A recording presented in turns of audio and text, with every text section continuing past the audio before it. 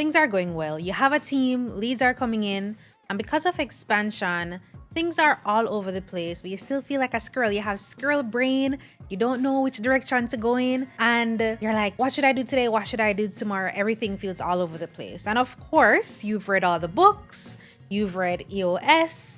You've read Simply Scaling, but guess what? You're still feeling stuck. And I think when I think about the entire concept of business operations, I think that there's a lot of information out there, but we get super caught up on knowing where to start. And that's what this episode is for. Hey there, if you're new here, I'm Zara. I'm a fractional COO, and I help founders with small teams lead with confidence, become better CEOs, and build a business that gives them options. And I love having this conversation because when I think about having a squirrel brain and I think about being all over the place, the first thing that comes to mind is that you do have something to lose. This is an important conversation. It's costing you revenue. And when I think about this conversation, I want us to really pay attention to it. Because in the world of online business especially, we talk a lot about marketing, getting new clients. And when the new clients come in, we don't have a process to hold them. Everything is in shambles, and then we wonder why we're losing people. We wonder why our revenue cycles look like how they look, and we wonder why we're not meeting our goals. So when we don't delegate efficiently, work isn't going where it needs to go. Your client experience suffers. So when you're wondering where you should start and you're like, okay, I'm just going to do it myself, but then you're in shambles because the client experience suffers, and then your retention rate drops. And naturally, when retention drops, your revenue drops. Everybody wants to make money. You don't run a nonprofit. I don't run a nonprofit. So we have to keep our goals in mind and using those goals to create streamlined actions towards those goals. So that's the first thing.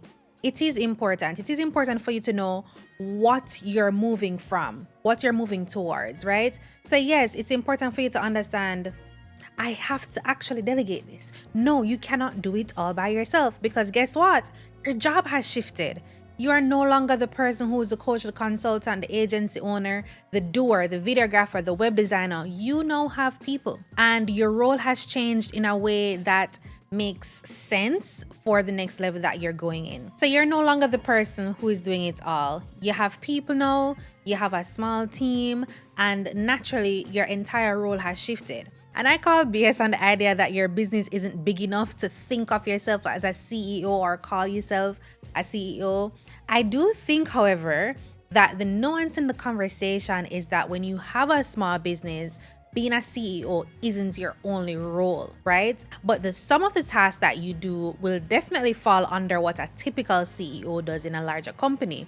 So how I think about it is that after you've started to scale and after your business has, or scale or grow, it doesn't really matter, because you have to sometimes grow, sometimes you're in a growth phase, sometimes you're in a scale phase. They kind of operate interchangeably.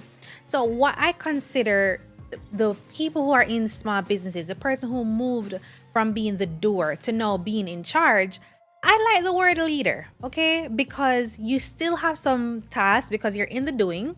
And we're going to have a whole other video where we talk about the fact that sometimes we try to run our companies like larger corporations and get ourselves in problem in the same way.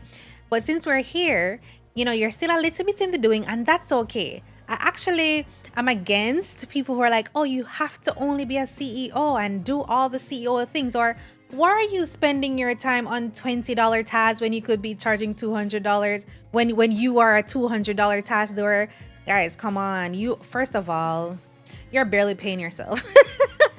You know that even though this is technically a $200 an hour job, your business doesn't make enough money right now to pay you $200 an hour. So all of that is very clickbaity, and I think it's also a lot of people who they've only kind of regurgitated what their coach has told them. They've only kind of said, oh, here's why you should hire me, because this is a $20 task, and no, you are doing it and you could charge $300. You're not paying yourself $300 an hour, okay? So with that said, we have to also remember that we have small companies.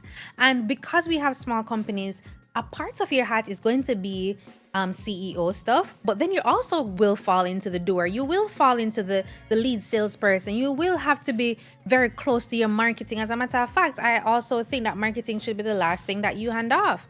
Because who should know your client more than you? You need to be your best salesperson. You need to be your best marketer. The second reason why you really should think about this conversation. And you really should make sure that we are moving forward to delegating sooner rather than later. And of course, if you don't think about it, something will break, or you will. If you keep on ignoring it, you won't build something that's solid. You'll stay on this revenue roller coaster. You won't get to have vacation with your family. Your weekends are all tied up, and actually you're building yourself into burnout. I remember one of my clients said to me, she's like, the systems are breaking and something will break, but honestly, I think I'm going to break before the business does. And that's the real cost of inaction. The real cost of inaction is that something is going to break, and a lot of times we become the sacrificial lambs. I actually think that the whole concept of your business being your baby is absurd, and it gets people more stuck than it pushes them forward, because then we start treating this inanimate thing like a human being, and we start making logical decisions.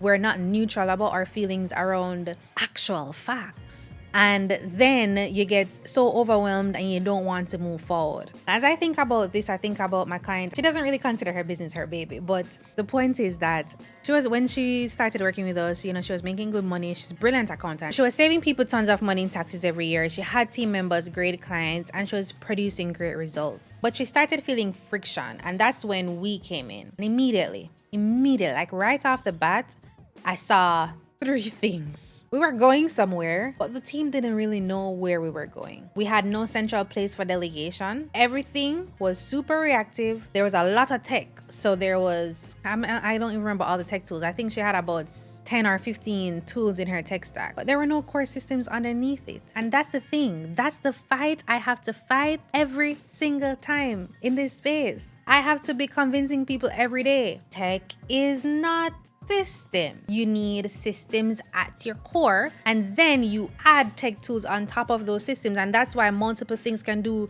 the same thing. So whether you have Kajabi, School, HubSpot, Go High Level, ClickUp, Asana, Notion, I do not care. These tools will break if the core systems underneath them aren't strong. And a lot of times consultants come in, freelancers come in, and they build things based on what they think is efficient. You don't even know what's efficient, and then you don't even use it. That's not how your brain works, and that's not how your team works together. Nobody truly established that. So you paid a lot of money for somebody to come in and build this robust thing, and it's no longer working. You must be wondering, okay, Zara, you're here, you're telling me why I should think about this, and you gave me even an example of somebody who had this entire thing in a way that wasn't serving her. How do you fix it for Annette? So when we went into her business, we broke apart her vision. She had a beautiful vision. She wanted to be able to serve her clients, but also she was a strong kingdom entrepreneur, and she wanted to be able to speak.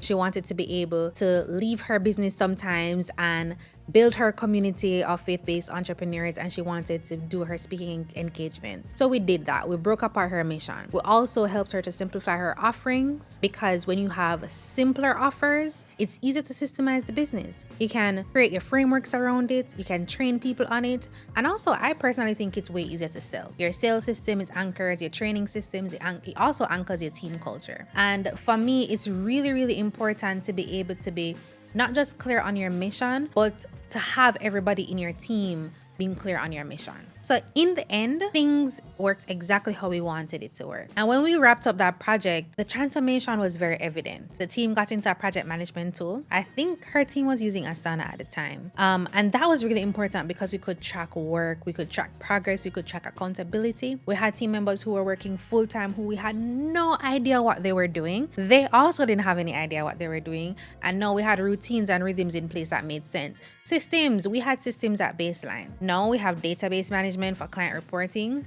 So clients no longer have to worry what their return on their investment is, right? They knew what the return on their investment is. They knew exactly what was happening in their business. They knew their numbers. And that made sense because it made her a better deliverer. It made her deliver in a better way. Also, the meetings in the company became streamlined. So from having daily meetings to having weekly team meetings to now having meetings where we were meeting quarterly to make sure that her quarterly plan was in place. And we could also see the platforms that were there, the tech tools that she needed to use. Productivity skyrocketed, and because productivity skyrocketed, we also got the capacity to find skill gaps you didn't even know existed. Because when you pull back the curtain and it's no longer about just completing the 40 hours that's there for the week, but instead making sure that so her meetings became streamlined. We have different types of meetings, and it wasn't just meetings that provided a band-aid. My personal take on meetings is that we don't need as many meetings as people think we do, and most times meetings happen to be a band-aid for poor systems. Meetings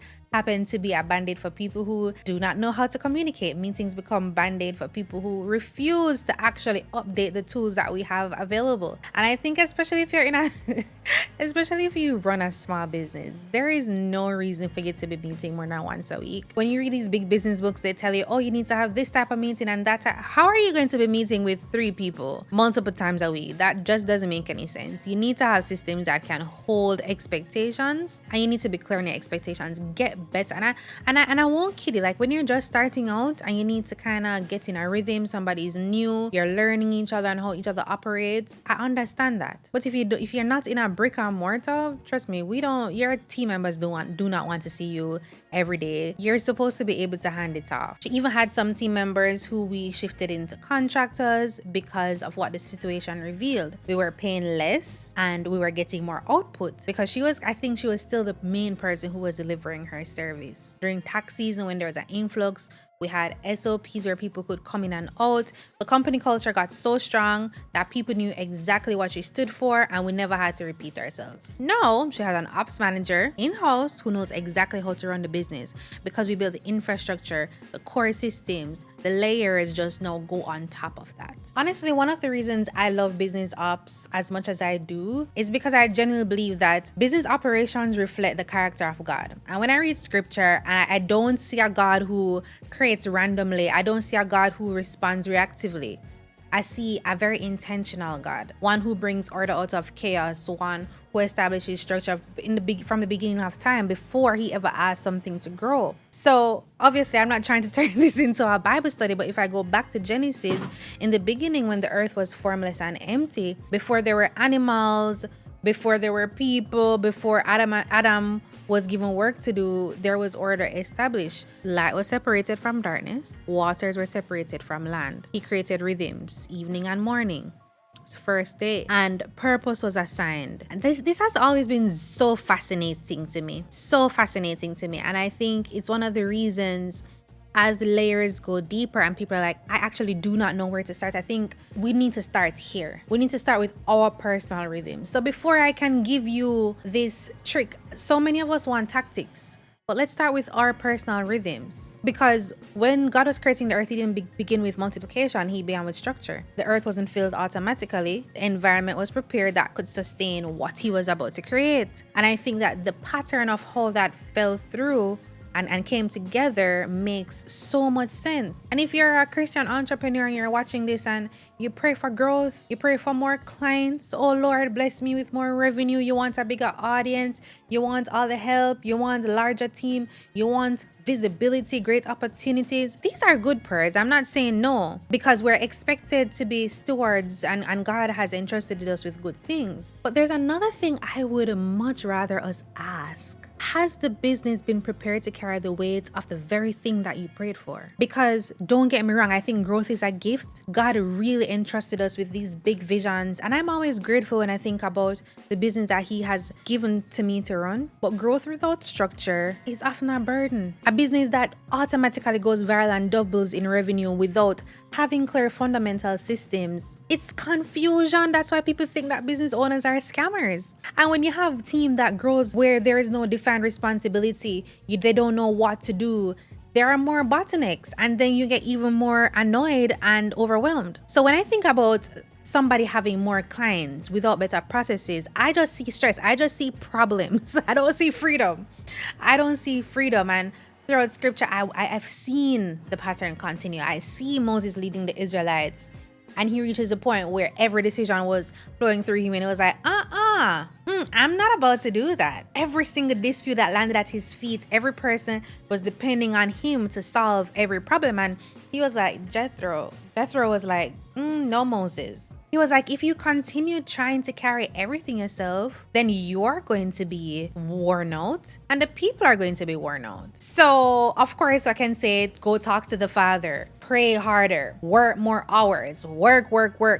No, Jethro said, appoint capable leaders over groups of thousands, over groups of hundreds, 50s, tens, and that's delegation, that's organizational structure, that's leadership. Well, when I think about the burden, it was shared. It was never supposed to be one person's burden. And I also think that Jesus did a great job at demonstrating that. He certainly had the ability to minister to everybody personally, yet kudos to those disciples